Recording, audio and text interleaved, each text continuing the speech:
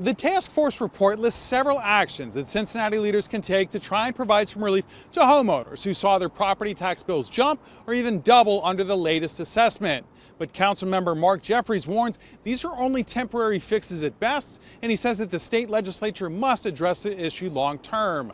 In the city itself, I mean, you're talking about, hundreds, thousands of households that are impacted.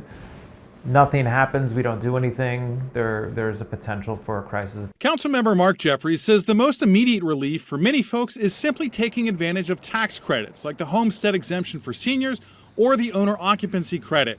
Secondly, he says the city will try to offer some financial relief for people behind on their taxes. Frankly, it's a Band-Aid. It's a very short-term thing because if you're delinquent on your taxes and you're a senior citizen, for example, you still have your increased property taxes next year. Jeffrey says the state of Ohio will release $500 million for energy-efficient home improvements. He says low-income families could get as much as $10,000, while others may receive up to $2,500 for energy upgrades like solar panels or better insulation.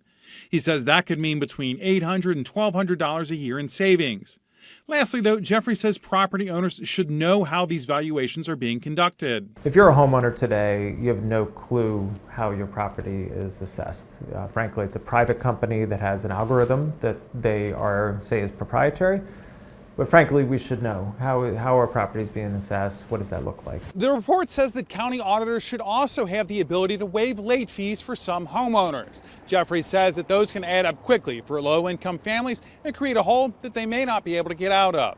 From breaking news to feel-good stories, Local 12 has it all.